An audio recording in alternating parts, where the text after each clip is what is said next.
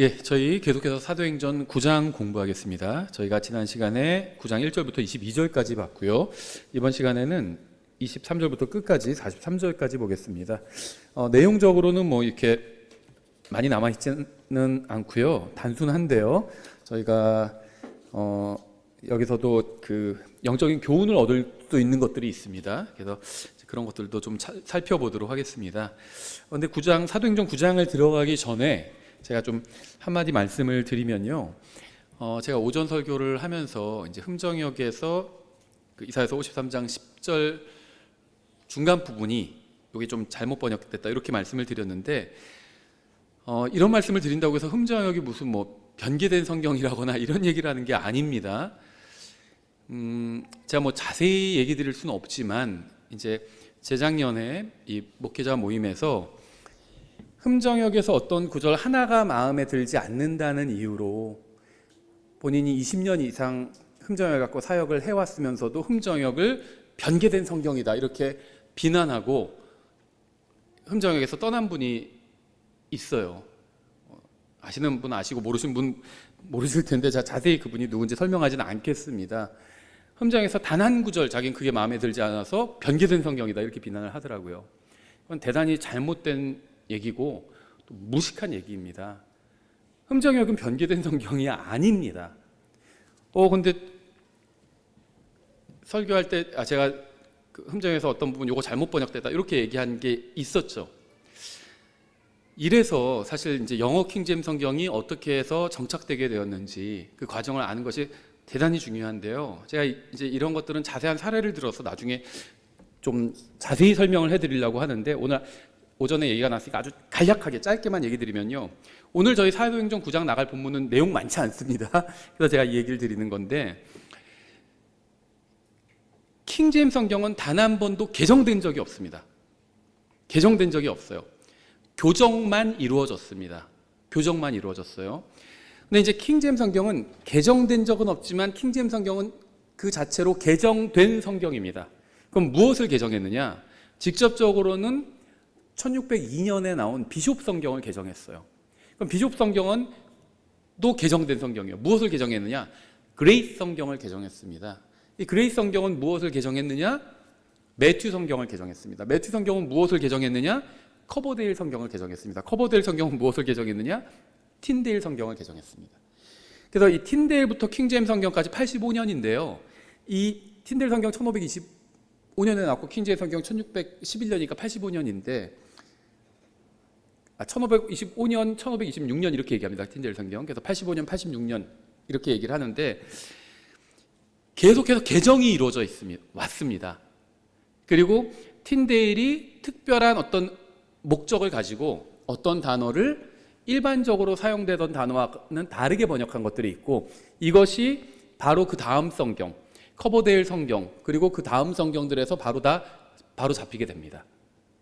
그리고 틴데일 성경에서도 어떤 주어가 3인칭에서 2인칭 이런 것들 바뀌는 것들이 있어요. 이 개정되면서. 그래서 킹제임스 성경은 유일하게 개정된 적이 없는 성경인데요. 한글 성경들이 이제 우리나라에서 지금 흠정역 대표적이죠. 킹제임스 성경에서 번역된 성경 한글 성경이 지금 제 서가에 있는 것도 구약부터 신약 완역된 게 6가지가 넘어요. 근데 그 중에서 흠정역이 대표적인 성경이죠. 가장 먼저 완역된 성경이에요. 한킹은 흠정역보다 먼저 나왔지만 영어 킹제임스 성경에서 번역되지는 않았죠. 그렇다고 해서 한킹이 또 변기된 성경이란 건 아닙니다. 다만 영어 킹제임스 성경에서 번역되지는 않았습니다. 신약이. 신구약이 영어 킹제임스 성경에서 제일 먼저 우리말로 번역된 최초의 성경은 흠정역이에요. 그리고 지금도 흠정역을 우리나라에서 킹제임스 성경 믿는 사람들 중에서 가장 많이 사용하는 한글 성경은 이 흠정역 성경입니다. 그래서 저는 뭐 제가 자세한 건 몰라도 흠정역 번역하시는 분이 정말 뭐 나쁜 마음으로 번역했겠습니까? 아니겠죠. 정말 하나님을 믿고 우리나라 말로 이 영어 킹제임스 성경을 제대로 옮겨야겠다라는 그런 좋은 동기로 번역을 했겠죠. 다만 이제 25년이 되었고 나온 지 그래서 여러 번 개정을 했어요. 흠정역. 한킹도 마찬가지고 개정을 했고요. 근본역도 개정할 것을 예고를 했습니다. 교정할 것을 예고했는데 아마 개정을 하게 될 거예요. 여태까지 어느 성경도 개정하지 않은 성경 없습니다. 다 개정했어요. 킹제임스 성경만 유일하게 개정하지 않은 성경입니다. 다만 킹제임스 성경은 이전 판들의 그 자체로 개정본이죠. 비숍 성경 말씀드린 것처럼 그레이스 성경, 매튜 성경, 커버데일 성경, 틴델 성경의 개정판인 성격을 가지고 있습니다. 그래서 제가 단어 어떤 걸 지적한다고 그래서 저는 킹제임스 성경을 기준으로 지적한 겁니다. 그렇다고 해서 이 흠정역이 변개되었다 이런 것은 아닙니다. 킹제임스 성경과 틴데일 성경이요. 틴데일이 신약이 주로 번역됐지만 구약이 한 절반 정도 번역이 됐다가 출간을 못한 겁니다. 그거를 이제 커버데일과 매튜가 출간을 한 건데요. 이 구약 같은 경우에는 틴데일이 번역한 부분, 이 부분이 킹제임스 성경과 80% 일치해요. 킹제임스 성경이 그대로 갖고 온 거죠. 신약은 75%가 일치합니다. 킹제임스 성경과 틴데일 성경이. 근데 다른 부분도 있어요. 근데 이걸 다른 걸 갖고 틴데일이 성경이 변개됐다 이렇게 얘기하는 사람 아무도 없습니다. 그래서 제가 흠정역을 제 생각으로 지적하는 게 아니라 영어 킹제임스 성경 기준으로 얘기하는 겁니다. 지적을 하는 거죠. 근데 이런 지적을 한다고 해서 흠정역을 변개됐거나 이렇게 폄하하는 것은 그건 옳지 않습니다. 흠정역이 25년 전에 나왔고 한국의 많은 지역교회들이 든든히 세워졌어요. 하지만 영어 킹제임스 성경으로 정직하게 봤을 때 제가 아까 이사야서 53장 지적한 것처럼 같지 않은 부분도 있죠. 그런 부분 교정 보면 됩니다.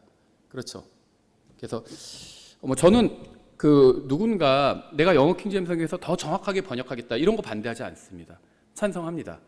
다만 이전에 나온 성경들을 폄하해서는 안 되겠죠. 이거는 영어 킹제임스 성경의 번역자들이 가지고 있던 태도였습니다. 영어 킹제임스 성경 이전에 이렇게 비숍, 제네바, 그레이트, 커버데일, 매튜, 틴델 성경 이런 성경들이 나왔었는데 영어 킹제임스 성경의 그 번역자들이 이런 얘기를 했죠. 그건 그 번역자들이 독자들에게 알리는 글에서도 밝힌 내용인데요. 자기는 그 새로운 성경을 번역하는 것이 아니라 좋은 성경들을 더 좋게 만드는 일을 하고 있다 이런 얘기를 밝혔거든요. 그러니까 누구든지 좋은 성경을 더 좋게 만들겠다는 그런 태도를 가지고 번역한다면 그건 찬성할 수 있는 거죠. 다만 그렇다고 해서 자기가 누군가 새로운 번역을 한다고 해서 기존에 있던 성경들을 함부로 폄하하는 것은 이건 하나님 앞에서 바른 태도가 아니라고 생각을 합니다. 그래서 예를 들면 이 틴델과 킹제임스 성경 다른 단어들이 꽤 있는데요. 대표적인 게 보통 이제 세 가지 정도를 꼽는데 두 가지만 말씀드리면 회중이랑 교회란 단어가 있어요. 그리스어로 에클레시아라고 된 걸 킹제임스 성경에서는 처치로 번역했죠. 이게 바른 번역입니다. 근데 틴데일 성경에서는 컨그리게이션으로 번역했어요. 회중으로. 왜 그렇게 했냐면 그 당시에는 교회라고 하면 다 로마 가톨릭 교회를 생각합니다. 근데 신약 성경엔 교회가 좋은 것으로 나오잖아요. 근데 교회를 좋은 것으로 번역을 해놓으면 로마 가톨릭이 좋은 교회라고 사람들이 생각해요. 그래서 회중이라고 번역을 한 겁니다.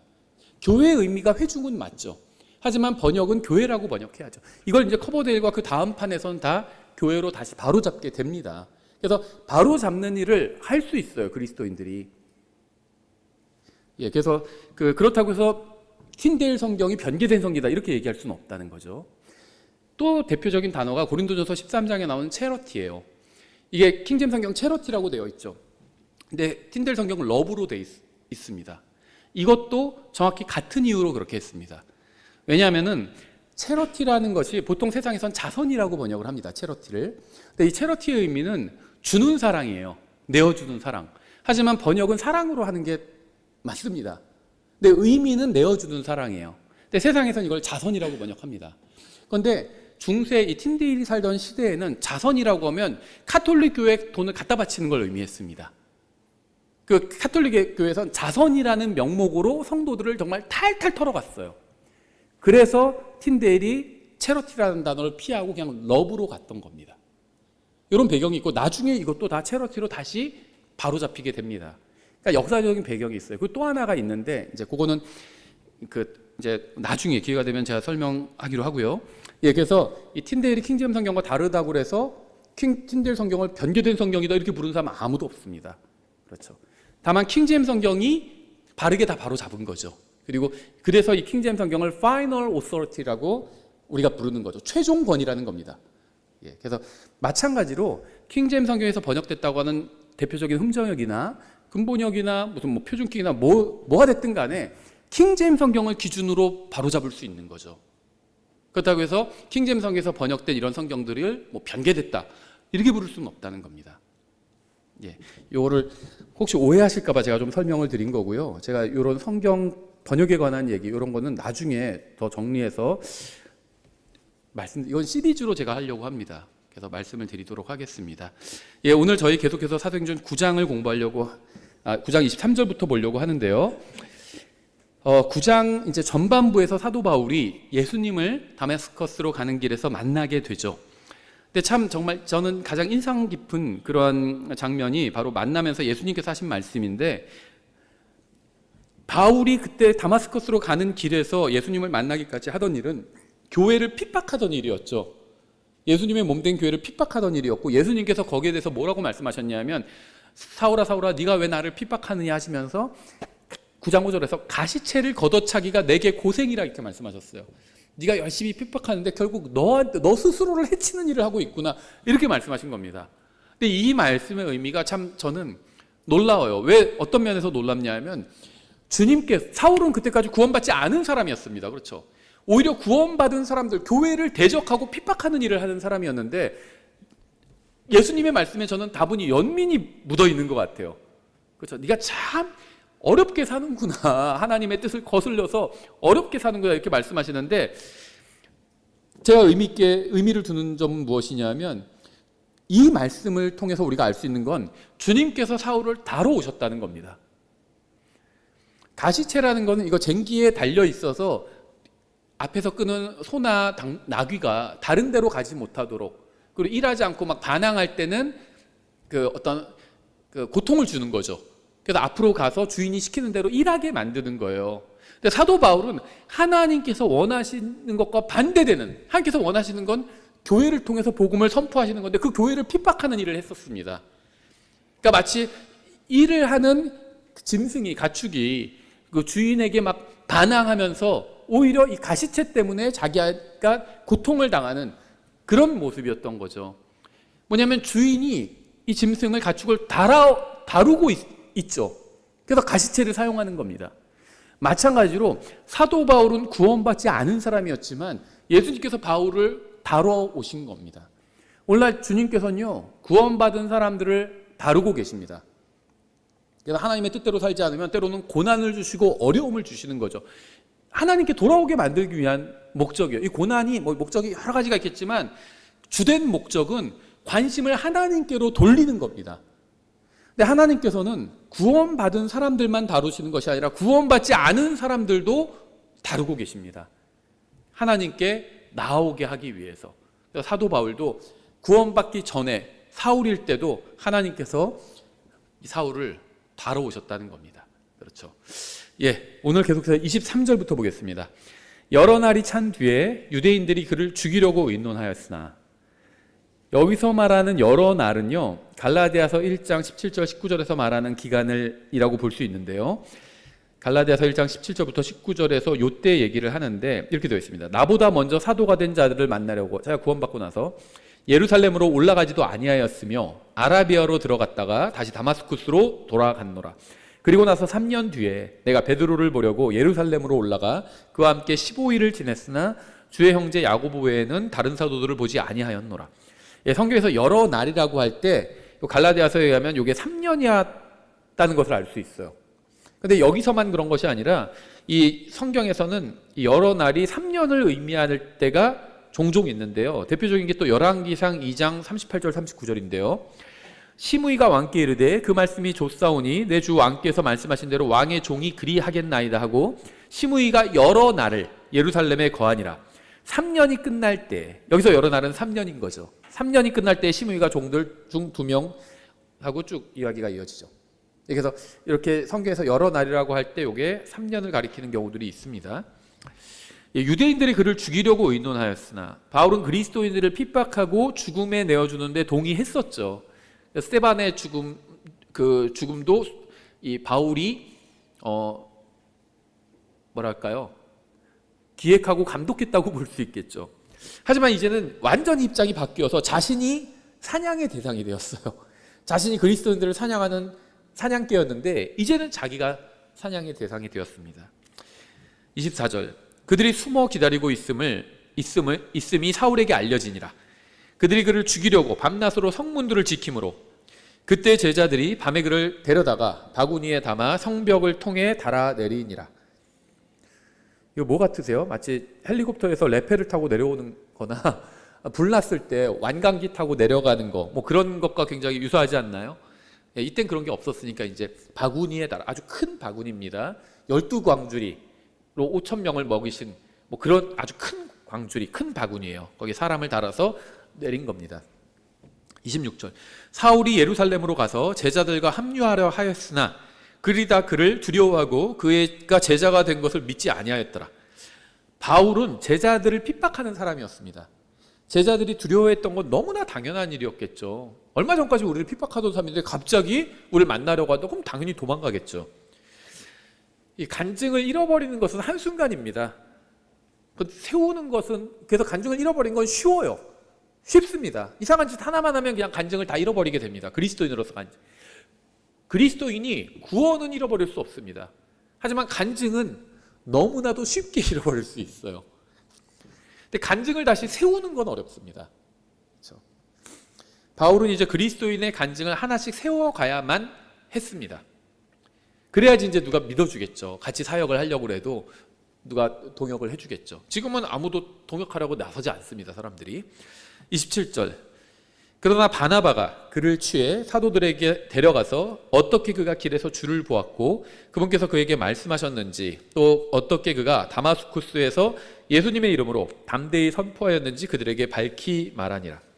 바나바는 필요한 때에 맞춰서 등장해서 교회에 복이 되었습니다.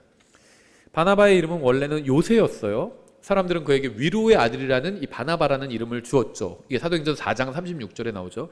사도들이 키프로스 지방 출신의 요새라 하는 레위 사람에게 바나바라는 이름을 주었는데 그것을 번역하면 위로의 아들이니라. 그가 땅에 있었으므로 그것을 팔아 돈을 가져다가 사도들의 발 앞에 두니라. 바나바는 땅을 팔아서 교회의 사역을 위해서 사용할 만큼 헌신적이었을 뿐 아니라 형제들을 위로하고 화합시키기도 하는 그런 사람이었습니다. 킹제임스 성경을 믿는 독립침례교회들도 이런 사람이 필요하다고 생각합니다. 위로의 사람. 다 그런 건 아니겠지만 협잡군이 너무 많아요. 과거 킹제임스 성경을 믿는 독립침례교회가 30년이 이제 넘었습니다. 31년, 32년, 뭐 한 35년 가까이 이렇게 됐어요. 근데 또 교회도 많아졌고요. 성향은 좀 다르다 할지라도 킹제임스 성경을 믿는다고 하는 교회들은 많이 늘어났습니다. 과거 30년 전에 비해서. 사람도 많이 늘어났어요. 진실한 성도들의 수도 늘어났겠지만 협잡군들도 많이 늘어났습니다. 이 교회 저 교회 돌아다니면서 뭐 사정이 있어서 교회 돌아다닐 수도 있죠. 그걸 말하는 게 비판하는 게 아닙니다. 교회들을 돌아다니면서 이간질을 시켜요. 특히 사역자들을 이간질시킵니다. 저도 그런 이간질을 당해봤어요. 누가 와서 근데 제가 어떤 교회 다녔었는데요. 그 교회 목사님 얘기 많이 하시던데요. 근데 좋은 얘기는 아니던데요 하면서 이간질 많이 시킵니다. 그리고 있지도 않은 일을 지어서 자기가 이제 거기서 또 목사들도 문제예요. 뭐 성도들만 문제가 아니라 목사들도 그런 얘기를 즐기는 사람들이 있어요. 제가 거기 다녔지만 거기 정말 배운 거 하나도 없고요. 거기서 10년 다닌 것보다 여기서 한 달 배운 거 훨씬 많습니다. 거기 목사님보다 목사님 훨씬 설교 잘하시고요. 저 거기 있을 때도 목사님 설교만 들었어요. 그럼 좋아해요. 자기 칭찬해 주니까. 그러니까 그런 얘기를 즐겨요, 목사들도. 그러니까 이제 그런 얘기를 이쁨 받으려고 그 교회에 가서 그런 얘기를 하는 거죠. 이간질 시키고 다니는 겁니다. 그런 이간질의 아들이 아니라 위로의 아들이 필요합니다. 교회에. 특히 킹제임스 성경 믿는 독립침례교회. 28절 그가 그들과 함께 있으면서 예루살렘에서 드나들고 주 예수님의 이름으로 담대히 말하며 그리스말 하는 사람들과 논쟁하였으나 그들이 그를 죽이려 하매 형제들이 그것을 알고 그를 가이사랴로 데리고 내려갔다가 다소로 보내니라. 다소가 어디죠? 바울 고향이잖아요. 그렇죠. 바울은 다소 출신이었습니다. 11절에 나와 있죠. 주께서 그에게 이르시되 일어나 고든 거리를 하는 거리로 가서 유다의 집에서 사울이라는 다소 사람을 찾으라. 보라 그가 기도하고 있느니라. 고향으로 내려간 겁니다. 일단. 그렇죠. 그래서 바울은 이렇게 구원받은 후에 다시 고향인 다소로 돌아가게 됩니다. 예수님께서는요, 한 곳에서 복음을 받아들이지 않으면 다른 곳으로 가서 복음을 전하라고 말씀하셨어요. 마태복음 10장 14절이죠. 누구든지 너희를 받아들이지 아니하고 너희 말을 듣지 아니하거든 너희가 그 집이나 도시에서 떠날 때 너희 발에 먼지를 떨어 버리라. 어떤 지역에서 복음을 전하는데 사람들이 거부하면 다른 지역으로 가서 복음을 전하면 됩니다. 목사님들 중에서도 그런 고민 많이 하시는 분들이 있어요. 자기가 어느 지역에 가서 교회를 세웠습니다. 사람이 안 모여요. 그래서 막 고민하는 거예요. 이거 어떻게 해야 되지? 그래서 뭐 별걸 다 해보는데 안 모여요. 그래서 다른 목사님하고 이제 교제를 나누는 중에 그 다른 목사님이 그렇게 조언을 준 겁니다. 그 지역을 떠나서 다른 지역에 가서 다시 개척을 해봐라. 그래서 다른 지역에 가서 사람들이 모이고 교회가 되는 경우들도 있거든요. 고민할 게 없다고 봅니다. 뭐 난 지역을 사수한 그런 말은 없어요, 성경에. 사람을 섬기고 사람을 지키는 거죠. 양떼를 지키는 거지 지역을 사수하는 게 아닙니다. 예를 들면 실제 목동이 이 어느 지역에서 양떼를 키우는데 여기에 목초지가 막 메마르고 먹일 게 없으면 어떻게 하죠? 다른 지역으로 이동하겠죠. 그래서 거기서 양떼를 키우면 되는 거죠. 사람이 안 모여요. 하나도 안 모여요. 그럼 다른 지역으로 가서 교회를 다시 시작하면 되는 거죠. 걱정할 게 없다는 겁니다. 그건 잘못된 것이 아니에요. 어떤 지역에서 복음을 전하는데 사람들이 거부하면 다른 지역으로 가서 복음을 전하면 됩니다. 싫다는데 굳이 막 거기서 할 필요가 없다는 거예요. 다른 지역으로 가면 됩니다. 저희도 뭐 이게 현실적으로 좀 쉽지 않은 경우들이 있긴 한데 가능하면 주거지에서 교회 장소를 얻고 하는 게 좋죠. 저희도 지금은 뭐 좀 절반 정도 주거지인 것 같아요. 예전에 저희가 죽전에 있을 때는 완전히 주거지였죠. 유흥시설이 전혀 없었어요. 여기는 유흥시설이 약간 있잖아요. 그렇죠? 가능하면 주거지에서 교회를 개척해서 하는 게 가장 좋고요. 한 지역에서 교회를 인도하는데 세워서 이제 교회를 시작하려고 하는데 거기서 사람들이 반대한다. 그러면 다른 지역에서 하면 됩니다. 그거는 잘못된 일이 아니에요. 사람을 우린 찾아다니는 거죠. 사람을 섬기는 겁니다. 사람에게 성경을 가르치는 거고 그게 교회의 목적이에요. 어떤 지역을 사수한다. 사수해서 뭐 하게요? 의미가 없다는 겁니다. 그런데 목사님들 중에 그런 분들이 있고 그래도 내가 이 지역에서 뭐 뿌리를 내리고 기도로 닦은 지역에 뭘 닦아요? 교회 무슨 매물 같은 거 나온 거 있죠. 교회 장소. 예전에 교회 이사 다니고 할 때 그런 거 막 찾아보면요. 기도로 털을 닦은 지역입니다. 막 이렇게 광고하시는 분들이 있거든요. 무슨 말인지 이해는 가는데요. 근데 이제 어느 지역에서 사람들이 반대하면 다른 지역에 가서 교회를 세우면 됩니다. 핍박을 피해서 다른 지역으로 가서 복음을 전하는 것은 부끄러운 일이 아니에요. 예수님 그렇게 하라고 하셨고요. 사도행전을 보면 사도를 그렇게 합니다. 예루살렘 교회가 핍박을 당하니까 다 흩어지잖아요. 그래서 어떻게 되죠? 더 많은 교회들이 세워집니다. 흩어져도 어디 숨어서 도망가 있는 게 아니라 흩어지면서 복음을 전하고 다녀요. 믿는 사람들이 늘어나고 다시 믿는 사람들이 모여서 교회를 하는 겁니다. 그래서 핍박을 피해서 다른 지역으로 가는 건 절대 어리석은 일이 아니에요. 오히려 핍박을 하고 있는데 그 지역으로 가는 게 어리석죠. 왜 거기로 가요? 다른 지역에 가서 핍박 안 하는 지역에 가서 복음 전하면 되잖아요. 왜 굳이 핍박을 하고 있는 그곳으로 갑니까? 왜? 그럴 필요 없다는 겁니다. 물론 아주 특별한 목적이 있으면 그렇게 할 수도 있어요. 예외적인 목적. 근데 그게 아니라 일반적인 경우에서는 어느 지역에서 극심한 핍박이 일어난다. 거기에서 피해서 다른 지역에 가서 복음을 전하면 되는 겁니다. 성경은 그렇게 하고 있어요. 그렇게 하라고 권면하시고 있죠. 예수님께서. 핍박하고 거부하는 사람들과 다툴 필요가 전혀 없습니다. 복음을 전하는데 이 사람들 막 듣기 싫어해요. 근데 그래도 들어보세요 하면서 막 얘기할 필요가 없다는 거예요.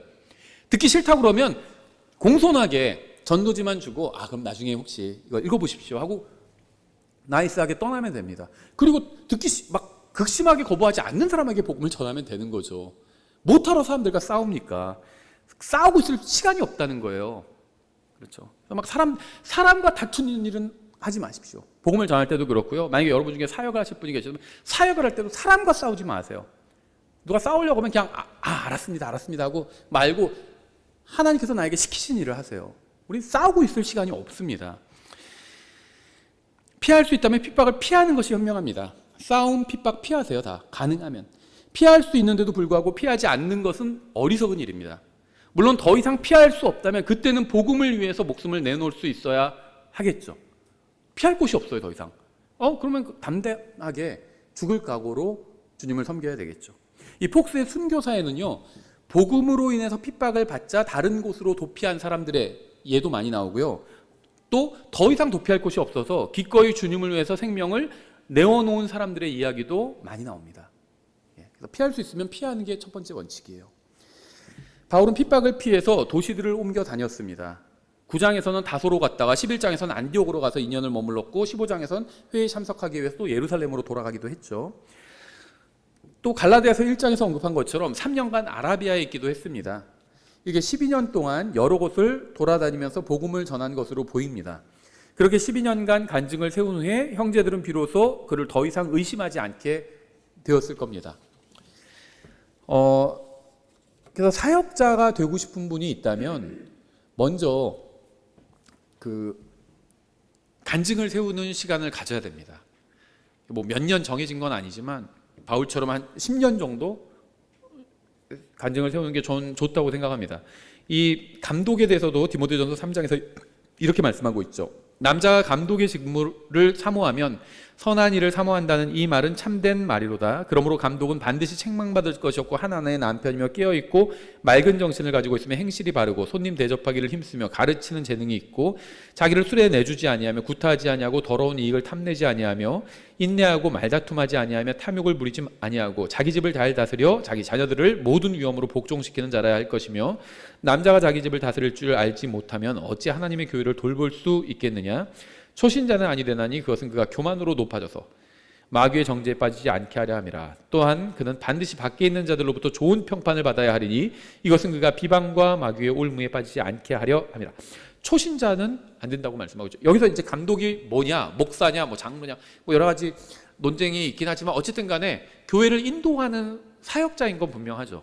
그런데 초신자는 안 된다고 말씀하고 있습니다. 초신자가 구원받은 지 몇 년이 지나야 초신자를 벗어났다고 할 수 있을까요? 알 수는 없습니다. 근데 제가 예전에 그 미국 교회를 다닌 적이 있는데 거기서 이제 그 주일학교 시간이 있었는데 이제 주일학교 학생들 주일학교 반으로 들어가고 그다음에 성인들도 반이 나뉘었었어요. 그런데 그 초신자 반이 있었는데 5년까지 구원받은 지 5년, 예수님 믿은 지 5년 이내로는 다 초신자로 치더라고요. 예. 그러니까 뭐 그건 그 교회의 기준이겠죠. 그러니까는 기준이 약간 다를 수도 있는데 마치 새신랑을 결혼한 지 얼마까지 새신랑이라고 하냐 하면 뭐 사람마다 다르겠죠. 사람마다 뭐 몇 년까지 새신랑이다 이게 다르겠지만 어느 정도 지나면 이제 더 이상 새신랑으로 보지 않는 그런 그 시기가 오죠. 초신자를 벗어나는 시기도 저는 비슷하다고 생각을 합니다. 그래서 사역자로서 간증을 세우려면 시간이 필요합니다. 너무 성급하게 구원받은 지 얼마 안 됐는데 너무 성급하게 사역자가 되는 필요는 없는 것 같아요. 안타깝게도 이쪽 킹제임스 성경 진영에도 그런 분들이 있어요. 구원받은 지 몇 년 안 됐는데 바로 그냥 자기 사역자가 돼서 막 교회를 시작하고, 그러니까 교회 생활 본인도 해본 적이 별로 없는데 교회를 바로 시작해서 어려움에 빠지는 그런 분들도 많이 봤습니다. 구원받은 사람은 누구나 교회를 돕고 복음을 전해야 합니다. 하지만 교회를 인도하는 목회 사역을 하기 위해서는 성장할 시간이 필요합니다. 따라서 교회를 인도하려는 형제는 급하게 서두르지 말고 다른 사람이 목회를 하는 교회에서 충분히 성장한 후에 목회 사역을 하는 것이 좋다고 생각을 합니다. 저는 구원받은 지는 이제 35년, 36년이 되었고요. 킹제임스 성경 안 지는 한 32년 되었는데 저희 교회를 이제 시작한 건 이제 11년이 되었죠. 근데 처음으로 제가 장년들 성경 공부를 인도하고 신학원에서 강의한 게 97년이었어요. 그러니까 거의 28년 전이죠. 그래서 한 20년 가까이 이렇게 교회 사역을 돕는 사역을 했습니다. 그러다가 이제 독립해서 사역을 해서 나왔는데요. 뭐 다 20년 정도 해야 된다 이런 얘기를 하는 건 아닌데요. 제 생각엔 적어도 5년에서 한 10년 정도 다른 그 기존의 사역을 하는 사람의 사역을 같이 돕다가 이렇게 독립해서 사역을 시작하는 게 적당하지 않은가 이렇게 생각을 합니다. 그래서 너무 성급하게 할 필요는 없다는 겁니다. 31절 그때 온 유대와 갈릴리와 사마리아 전역에서 교회들이 안식을 얻어 든든히 세워지고 주를 두려워하는 가운데 성령님의 위로 안에서 걸으며 크게 늘어나니라. 예, 뭐 정말 아주 좋은 굿 뉴스인 거죠, 교회에게. 핍박도 있지만 안식도 있습니다. 하나님께서는 우리가 감당할 수 있는 고난과 시험만 허락하십니다. 고린도서 10장 13절, 사람에게 공통적으로 있는 시험 외에는 너희가 어떤 시험도 당하지 아니하였나니 하나님께서는 신실하사 너희가 감당할 수 있는 것 이상으로 시험당하는 것을 너희에게 허락하지 아니하시고 그 시험과 함께 또한 피할 길을 내사 너희가 그것을 감당할 수 있게 하시느니라. 세상과 마귀의 핍박이 있었지만 성령님의 위로도 있었습니다. 교회는 핍박을 받았지만 주님께서 함께 하시자 성장해 나아갔습니다. 사도행전을 보면 정말 극심한 핍박을 받았죠. 그 사실은요, 이 기독교 역사 2000년이라고 본다면 정말 70%, 80% 이상은 핍박의 기간이었다고 보시면 돼요. 진실하게 예수님을 믿는 사람들은 항상 핍박을 받았습니다. 예수님을 제대로, 그러니까 진실하게 성경 기록된 그대로 다 믿으면서도 핍박을 받지 않은 지는 얼마 되지 않아요. 그것도 지금도 핍박받는 지역이 있죠. 북한 같은 지역에서는 핍박을 받잖아요. 그렇죠. 제가 듣기에 중국은 사실상의 핍박은 없다고 그래요. 그러니까 중국 공산당만 위협하지 않으면 핍박하지 않는다고 합니다. 근데 북한은 핍박을 받죠. 북한뿐만 아니라 이슬람 국가들 다 핍박받아요. 또 카톨릭 강세 지역에선 핍박받습니다. 우리나라 카톨릭이 강세 지역이 아니기 때문에 카톨릭이 힘을 못 쓰기 때문에 핍박 안 하는 거예요. 남미에서는 핍박합니다. 개신교를 핍박해요. 또 침례교회를 핍박합니다. 카톨릭이. 이슬람 국가들 다 그리스도인들 핍박하죠. 북한 같은 독재 국가 그리스도인들 핍박하죠. 지금도 핍박받는 사람들이 많이 있고요. 대한민국, 뭐 이런 미국 이렇게 자유민주주의 국가들에서만 핍박하지 않고 있죠. 근데 이런 게 불과 얼마 되지 않아요. 우리나라도 조선시대에는 금했죠. 기독교에 대해서. 이 기독교 역사 2000년 중에 핍박받지 않은 그 시기는 아주 적은 시기에 불과합니다. 그리고 제가 뭐 말씀드린 적도 있지만 성경을 자유롭게 읽을 수 있게 된 것도 얼마 되지 않아요. 제가 뭐 틴데일 성경, 뭐 커버데일 성경 이런 시대를 얘기 드리지만 틴데일 화형당했습니다. 매튜 성경의 존 로저스 화형당했어요. 커버데일 재빨리 도망갔습니다. 그래서 화형당하지 않았어요. 영국에 남아있었다면 잡혀서 바로 화형당했을 거예요. 도망갔어요. 제네바로 도망갔습니다. 그 다음에 독일로 도망갔다가 제네바에 다시 갔고. 몇 번 도망쳐요, 이 커버데일이. 3번에 걸쳐서 도망칩니다. 괜찮아지면 영국 돌아왔다가 낌새 봐서 이상하면 바로 도망가고. 그래서 80세까지 살았어요, 커버데일은. 그러면서 커버데일 성경, 매튜 성경, 그레이스 성경, 비숍 성경 여기 다 관여돼 있어요. 제네바 성경까지. 킹제임 성경 제외하고는 다 관여돼 있습니다, 커버데일이. 하나님께서 그렇게 쓰신 거죠. 근데 이 시대에는요, 성경 번역해도 사형당할 수 있어요. 번역한 게 아니라 가지고 있어도 사형당할 수 있어요. 읽어도 투옥될 수 있습니다. 읽어도. 그래서 물어봐요, 신문관들이. 성경을 읽었느냐, 이렇게. 번역했냐, 가지고 있냐, 읽었느냐고 물어봅니다. 거기서 안 읽었습니다 하면 풀려날 수 있는데, 읽었습니다. 이렇게 해가지고 감옥에 갇히는 사람들도 있었습니다.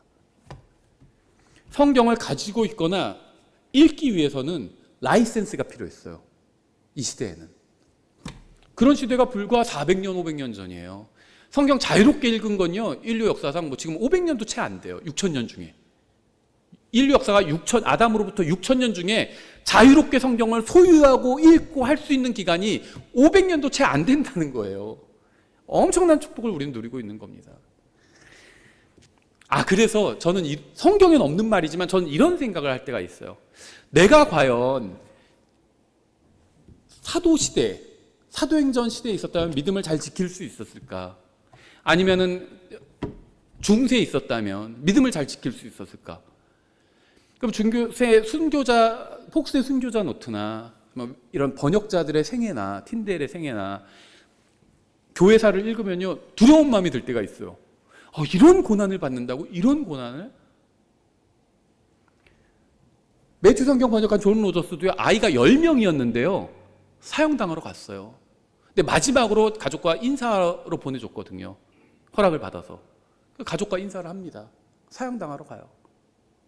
근데 자식들이 믿음이 있어서 다 담대하게 아버지 사형당하시라고 격려를 합니다. 막내는 엄마 품에서 애기였어요. 갓난 애기. 그 갓난아기를 두고 사형당하러 갔을 때 어땠을까요, 마음이? 예. 근데 나라면 그런 걸 감당할 수 있었을까? 이런 생각을 할 때가 있거든요. 근데 저는 하나님께서 모든 걸 아시잖아요. 사람들을 다 적절한 곳에 적절한 시기에 태어나게 해주신다고 생각합니다. 믿음이 좀 약한 사람들을 대한민국이나 미국 같은 20세기 말, 21세기에 태어나게 하셨다고 생각해요, 저는. 그냥 제 생각이에요. 성경에 없는 얘기인데. 믿음이 좋은 사람들을 사도시대나 그렇죠. 감당할 만한 사람들을 중세 그 시대에 또 태어나게 하시고, 감당하지 못할 것 같은 사람들은 좀 편한 시기에 편한 곳에서 태어나게 하시고, 그렇게 하셨다고 생각합니다. 그래서 저는 내가 하나님 앞에서 많은 은혜를 받았다. 편한 시기에 편한 곳에서 태어났잖아요. 그래서 내가 뭔가 주님을 위해서 또 교회를 위해서 무엇인가는 해야 되겠다. 이런 생각을 하고 있는 거거든요. 성경에 없지만 그냥 저의 생각입니다. 모든 일에는 때가 있어요. 핍박당할 때가 있고, 또 핍박만 계속 당하면 교회가 그냥 너덜너덜해집니다. 그래서 성령님께서 이렇게 또 위로해 주실 때가 있죠. 그래서 많은 분들이 좋아하시는 전도서 3장에 나온 말씀이죠. 1절부터. 하늘 아래 있는 모든 일에는 시기가 있고 모든 목적한 것에는 때가 있으니 낳을 때가 있고 죽을 때가 있으며 심을 때가 있고 심은 것을 뽑을 때가 있으며 죽일 때가 있고 고칠 때가 있으며 허물 때가 있고 세울 때가 있으며 울 때가 있고 웃을 때가 있으며 애곡할 때가 있고 춤출 때가 있으며 돌들을 버릴 때가 있고 돌들을 함께 모을 때가 있으며 껴안을 때가 있고 껴안는 것을 금할 때가 있으며 얻을 때가 있고 잃을 때가 있으며 지킬 때가 있고 버릴 때가 있으며 찢을 때가 있고 꿰맬 때가 있으며 침묵할 때가 있고 말할 때가 있으며 사랑할 때가 있고 미워할 때가 있으며 전쟁할 때가 있고 화평할 때가 있느니라. 이 세상에선 좋은 일과 나쁜 일이 반복됩니다. 반복돼요. 그래서 호사다마라는 말도 있잖아요. 그렇죠? 울 때가 있고 웃을 때가 있고요. 핍박받을 때가 있고 안식할 때가 있고요. 도망칠 때가 있고 믿음을 지키고 생명을 내어줄 때도 있고요. 그렇죠. 뿌릴 때가 있고 성장할 때도 있고요. 우리는 인생에서도 좋은 날과 나쁜 날을 볼 수 있고요. 목회 사역에서도 좋은 날과 나쁜 날을 볼 수도 있습니다. 저희도 교회도 10년 됐는데 뭐 좋은 날도 있었고 또 어려운 날도 있었어요. 확실한 것은 이런 좋은 날과 나쁜 날이 모두 우리가 영적으로 성장해 나아가는데 양분이 된다는 겁니다. 교회들이 안식을 얻어 든든히 세워지고 크게 늘어나니라. 교회는 계속 수가 늘어가고 있습니다. 사도행전에서. 사도행전 앞부분에서도 믿는 사람의 수가 크게 증가했죠. 4장 4절. 그럼에도 불구하고 그 말씀을 들은 자들 중에서 많은 사람들이 믿었고 남자들의 수가 5천쯤 더해지더라. 5천쯤 되더라. 그런데 9장에 이르러선 거기서 더 늘어났어요. 2장, 4장에서 계속 몇천 명씩 더해졌는데 9장은 더 늘어났습니다. 당시 인구가 많지 않았던 점을 본다면 도시들에서 그리스도인들의 수는 이미 무시하지 못할 정도의 숫자가 되었을 겁니다. 이 중세에도요, 그 대도시들이 있었죠. 파리나 무슨 뭐 비텐베르크나 뭐 아니면 영국에서 런던이나 대도시가 있었죠. 예를 들면 틴데일은 1500년대 초의 사람이죠. 틴데일 시대에 런던에 왜 박해가 났을 때 런던에서 도망칠 수밖에 없었냐? 이유가 있어요. 틴데일 시대에 런던 인구가 몇 명이었는지 아세요? 4만 명이었어요. 여기 동백도 그거보다 많을 겁니다. 4만 명보다. 그렇죠? 그러니까는 서로가 다 알아요. 도망갈 수밖에 없습니다. 먼 지역으로 도망가 버리는 겁니다. 그래서 그러면 1500년대 런던 같은 대도시도 인구가 4만이었다면 이 당시에 사도행전 시절에 예루살렘이나 이런 도시들의 인구가 몇 명이었을까요? 남자만 5천 명이 늘었다는 건요, 엄청나게 많이 는 겁니다. 로마가 기독교를 공인할 수밖에 없었어요. 로마 제국이. 32절부터 43절까지는 다시 베드로의 사역이 이어집니다. 34절에서 주님께서는 애니아의 집에 계셨고 36절에서는 도르가의 마음에도 계셨고 40절에서는 주님은 베드로와 함께 하셔서 그의 손을 통해서 일하셨죠. 또한 주님께서는 제자들을 통해서 여전히 일하셔서 42절에서는 요빠 전역에서 많은 사람들이 주님을 믿게 됩니다. 도시들마다 막 예수님을 믿는 사람들이 이제 늘어나기 시작한 겁니다. 32절 베드로가 두루 모든 지역을 지나다니다가 룻다에 거하는 성도들에게도 내려가니라. 베드로가 거기서 애니아라 하는 어떤 사람을 만났는데 그가 마비병을 앓아 8년 동안 자리에 누워 있었으므로 베드로가 그에게 이르되 애니아야 예수 그리스도께서 너를 온전하게 하시니 일어나 내 자리를 정돈하라 하매 그가 즉시 일어나니. 그리스도인 부모들 설문 대상으로 가장 좋아하는 구절이 바로 34절이죠. 일어나 내 자리를 정돈하라. 자녀들에게 해주고 싶은 말이죠. 일어나 자리를 정돈해라. 이런 설문은 한 적 없고요. 그냥 하는 말입니다. 예, 부모들이 좋아하는 말이에요. 일어나 자리를 정돈하니 그가 즉시 일어나 이렇게 되어 있어요. 그렇죠. 아이들도 이런 말씀에 순종하면 얼마나 좋을까요? 예, 베드로는요 애니아를 고쳐주시는 분이 자신이 아니라 예수님이라는 사실을 분명히 했습니다. 예수 그리스도께서 너를 온전하게 하시니 이렇게 얘기했죠. 사역자들이 본받아야 됩니다. 뭐가 교회가 잘 되고 뭐가 하면 자기가 뭐 대단하기 때문에 잘 된 줄 알아요. 가짜 사역자죠. 그거는. 우리의 사역은요 우리 자신이나 교회를 내세우거나 높이는 것이 아니라 예수님을 높이는 겁니다. 35절 룻다와 사론에 거하는 모든 자들이 그를 보고 죽게 돌아오니라. 베드로가 병을 고치는 기적을 행하면서도 자신을 내세우지 않고 예수님을 선포했습니다. 그래서 사람들은 베드로를 믿거나 섬기게 된 것이 아니라 주님을 믿고 주님께 돌아오게 되었습니다. 이게 사역의 본질이죠. 이렇게 제대로 된 기적과 병 고침의 역사가 일어나면 모든 영광은 오직 하나님께로만 돌아가게 됩니다. 36절 한편 요빠에 다비다라 하는 어떤 제자가 있었는데 그 이름을 번역하면 도르가라 하느니라. 이런 구절 보면 좀 당황스럽지 않으세요? 번역하면 의미를 얘기해 줘야죠. 바나바라 하였는데 그 이름을 번역하면 뭐 위로의 아들이더라 이러면 되는데 다비다라 하는데 도르가더라. 그럼 그게 뭐야? 다비다도 뭔 뜻인지 모르겠고 도르가도 뭔 뜻인지 모르겠는데 번역하면 그렇대요. 이제 아마 그 히브리어로 번역해서 그렇다는 거겠죠. 그리스어로 번역하면 그렇다는 거겠죠. 이 여자가 베푼 선행과 구제 행위가 심히 많더라. 그 당시에 그녀가 병들어 죽음에 그들이 그녀를 씻겨 다락방에 누이고 도르가는 예수님을 믿고 구원받은 후에 말씀대로 행하며 제자가 되었습니다. 하지만 이 세상에서는 구원받은 사람에게도 불행이 찾아와요. 심지어 예수님의 제자가 된 사람에게도 불행이 찾아옵니다. 그래서 어떻게 되었죠? 병들어 죽게 되었습니다. 38절 룻다가 요빠에서 가까우므로 제자들이 베드로가 거기 있다는 것을 듣고는 두 사람을 그에게 보내어 그가 지체하지 말고 자기들에게 와줄 것을 청하니 그때 베드로가 일어나 그들과 함께 가니라. 그가 오매 그들이 그를 다락방으로 데리고 들어가니 모든 과부들이 그의 곁에 서서 슬피 울며. 그러니까는 그리스도인이라 할지라도요 구원받은 사람이 죽으면 슬픈 겁니다. 막 기뻐. 이제 죽어서 천국 갔는데 뭐 천국 환송 예배하면서 막 기뻐하고 그렇게 오버할 필요는 없어요. 지금 우리가 얼굴 보지 못하잖아요. 그럼 슬픈 거죠. 예, 너무 오버할 필요 없습니다. 막 그 근조화환을 보내야 되는데 막 아주 예쁜 막 꽃 같은 거 알록달록한 거 보내면서 뭐 경축, 소천 막 이렇게 보내는 그런 사진도 봤는데 그건 오버하는 거예요. 그러면 안 됩니다. 슬퍼해야죠. 우는 자들과 함께 울라고 했는데 슬피 울며 도르가가 자기들과 함께 있을 때 만들어준 겉옷과 웃옷을 보여주었으나 사도행전 전반부에서 베드로는 다리 저는 자를 고쳐주었죠. 그렇죠? 사도행전 3장 6절에 나오죠. 그때 베드로가 이르되 은과 금은 내게 없으나 내게 있는 것을 내게 주노니 나사렛 예수 그리스도의 이름으로 일어나 걸으라 하고 그의 오른손을 잡아 그를 일으키매 즉시 그의 발과 발목뼈가 힘을 받아서 그가 껑충 뛰어 서서 걸으며 그들과 함께 성전으로 들어가면서 걷기도 하고 뛰기도 하며 하나님을 찬양하니라. 또 9장 34절에서 베드로는 마비병 환자를 고쳐주기도 했습니다. 안진뱅이를 고쳐줬죠. 점점 지금 보세요. 미션이 더 어려워져요. 그 다음에는 안진뱅이가 아니라 아예 마비병 환자예요. 마비된 사람입니다. 근데 마비병 환자도 이제 34절에서 고쳐줬죠. 이제 뭐가 남았죠? 죽은 자를 살리는 게 남았어요. 바로 미션이 찾아왔죠. 이제 죽은 자를 살릴 차례가 되었습니다. 40절. 베드로가 그들을 다 내보낸 뒤에 무릎을 꿇고 기도한 뒤 그 몸을 향해 돌아서서 이르되 다비다야 일어나라 하니 그녀가 눈을 떠 베드로를 보고 일어나 앉으니라. 죽은 자를 향해서 일어나라 이렇게 말을 한 겁니다. 베드로는 너무 좋은 본을 보여주고 있어요. 완전 다른 사람이 되었습니다. 복음서의 그 베드로가 아니에요. 완전 다른 사람이 되었습니다. 너무나도 어려운 문제를 만나서 죽은 자를 살리는 것보다 더 어려운 문제 있나요? 이건 명의도 못 고쳐요. 그렇죠? 저는 다리를 뭐 걷게 한다든지 마비를 뭐 풀리게 한다든지 이거는 명의라면 고칠 수도 있겠죠. 죽은 자를 살리는 건 이건 명의도 못 합니다. 이거는 불가능한 문제예요. 이거 어떻게 했죠? 사람들에게 수소문해서 뭐 아니면 자기보다 더 능력이 뭐 출중한 사람을 부르고 그러지 않았습니다. 하나님 앞에 나아갔죠. 하나님 앞에 나아갔습니다.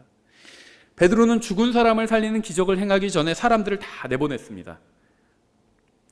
이것은 그가 영광을 자신이 취하지 않기 위해서 한 행동이었습니다. 성령님으로 충만한 베드로는 자신이 기적을 행하는 모습을 사람들이 보고 자신을 추종하게 되지 않도록 한 것입니다. 예수님께서는 이미 좋은 본을 보여주신 적이 있죠. 이 마가복음 5장에 보면요, 예수님께서 이 그 여자아이를 살리실 때 사람들 다 내보내셨습니다. 그리고 소녀야 내가 내게 말하노니 일어나라 이렇게 말씀하셨죠. 달리다굼이죠 그게. 사도행전 9장에서 베드로는 주님의 발자취를 따르고 있는 겁니다. 그대로 주님께서 행하신 그대로 행하고 있는 겁니다. 이게 우리가 해야 될 일이에요.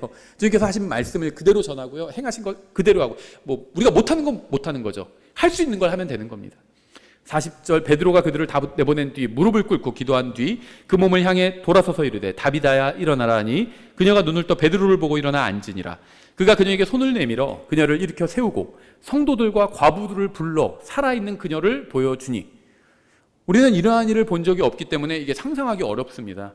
다비다가 다시 살아난 것을 목격한 사람들은 정말 놀라고 흥분을 감추기 어려웠겠죠. 그리고 주님의 능력에 아마 전율했을 겁니다.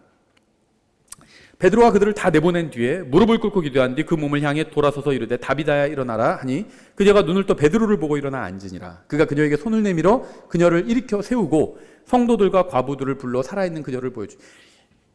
정말 아주 그리스도인의 사역을 너무나도 아름다운 그림으로 그려서 보여주고 있어요. 이건 실제로 있었던 일이지만 우리가 이것이 상징하는 바가 있습니다. 이게 실제 있었던 일이지만 굉장히 교회의 사역을 상징적으로 보여주고 있어요. 우리는 여기서 순서를 주목할 필요가 있는데요. 베드로 먼저 기도했습니다. 그렇죠? 하나님과 교제를 나눠야 되는 거죠. 먼저 하나님을 찾은 겁니다.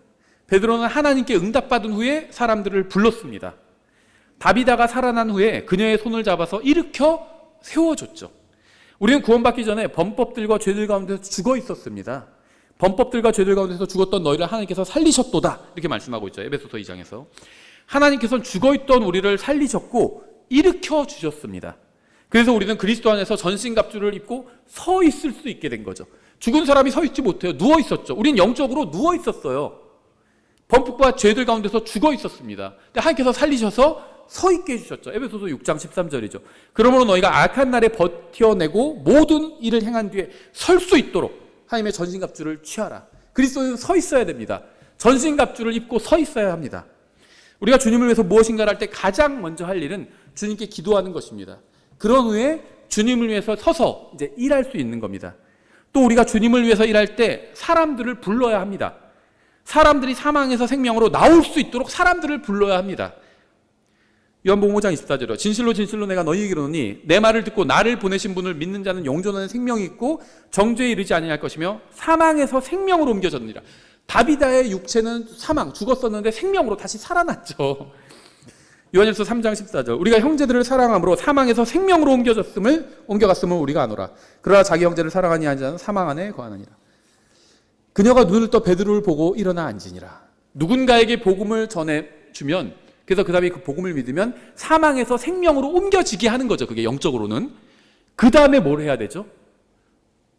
구원받은 사람이 뭘 해야 되죠? 뭘 하게 도와줘야 되죠? 우리가 눈을 뜨게 해줘야 됩니다. 눈을 뜨게 해줘야 돼요. 그녀가 눈을 떠 베드로를 보고 일어나 앉으니라.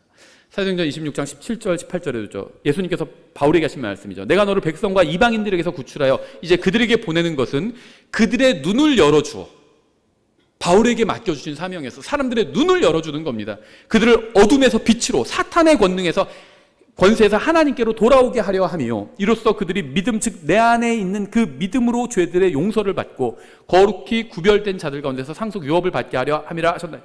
구원받은 사람은 눈을 떠서 이제 주님을 위해서 일해야 합니다. 어둠을 위해서 일하는 게 아니라 빛을 위해서 일을 하는 거죠. 사망에서 생명으로 옮겨가게 도와주고 눈을 뜨게 해준 후에 해야 할 일은 일으켜 세워주는 겁니다. 이게 사역이에요. 다른 사람을 세워주는 것. 로마서 14장 19절에 있죠. 그러므로 우리가 화평을 이루는 일들과 서로를 세워주는데 필요한 일들을 따를지니라.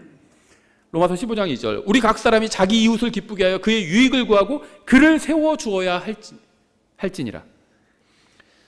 물론 모든 일의 동기는 주님과 형제에 대한 사랑이어야 하겠죠. 고린도전서 8장 1절. 한편 우상들에게 바친 것들에 관하여 우리가 다 지식이 있는 줄로 알지만 지식은 우쭐되게 하며 사랑은 세워주느니라.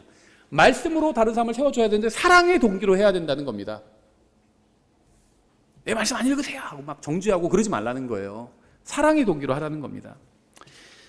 우리는 오직 다른 사람을 세워줄 수 있는 말을 해야 합니다. 에베소서 4장 29절. 부패한 대화는 결코 너희 입 밖으로 내지 말고 오히려 세워주는 말을 세워주는 일에 쓸 좋은 것만을 말아요. 그것을 듣는 자들에게 은혜를 끼치게 하라. 다른 사람을 세워줄 수 있는 좋은 것으로 가득 차 있는 책이 뭐죠? 다른 사람에게 은혜를 끼치게 할 수 있는 내용으로 가득 차 있는 책이 뭐죠?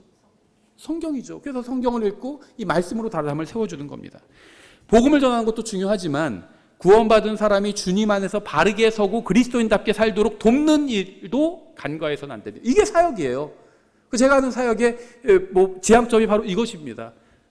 우리 교회 모인 사람들을 말씀으로 세워주는 것, 하나님의 말씀을 뜻을 읽을 때 알 수 있게 해주는 것, 가능하면 이걸 기록과 파일로 남겨서 주님께서 늦게 오신다면 우리는 다 사라져도 이것이 계속 남아서 또 이후에 있을 후대 사람들을 말씀으로 도울 수 있게 하는 것, 이게 저의 사역의 핵심입니다.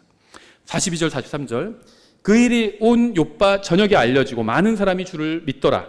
그 뒤 베드로가 욥바에서 무두장이 시몬이라는 사람과 함께 여러 날을 머무르니라. 테너리 무두장이. 베드로는 주님께서 보여주신 본을 따라 일했고 그 결과 많은 사람이 주님을 믿는 열매가 맺혔습니다. 이제 베드로는 10장에서 주님께서 이방인들 가운데서 어떻게 일하시는지 보게 될 것입니다. 그렇죠? 깜짝 놀라게 되죠. 베드로가 10장에서 그가 죽은 동물을 만지는 무두장에 함께 머물게 된 것은 결코 우연이 아니죠. 이것은 성령님께서 베드로가 이방인들과 익숙해지도록 일하신 것이었습니다. 유대인들은요, 이 죽은 동물을 만지는 것이 정결하지 못한 것으로 율법에 따라 그렇게 여겼고, 그래서 그런 사람들과 같이 하지 않았어요. 그런데 이방인들이 그래서 이런 죽은 동물을 만지는 일을 했죠. 그런 이방인과 베드로가 함께 이렇게 있었던 겁니다. 이것도 성령님의 인도였죠. 이방인들에 대한 어떤 편견을 제거시키기 위해서 이렇게 하셨고, 이제 나중에 10장에서 결정적으로 제거해 주시죠. 환상을 통해서 제거를 해 주시죠. 그래서 저희가 9장을 이렇게 간략하게 살펴봤습니다. 기도하고 찬송하고 마치겠습니다. 하나님 아버지, 주님께서 주신 이 소중한 말씀으로 인해 감사드립니다. 저희가 주님의 말씀을 통해서 또 저희의 믿음이 성장해 갈 수 있도록 주님 도와주시기 원합니다. 그래서 정말 오래전에 주님을 신실하게 섬겼던 이 사도들처럼 저희도 주님의 발자취를 따라가 또 주님을 신실하게 섬길 수 있게 도와주시기 원합니다. 감사드리며 예수님의 이름으로 기도드렸습니다. 아멘.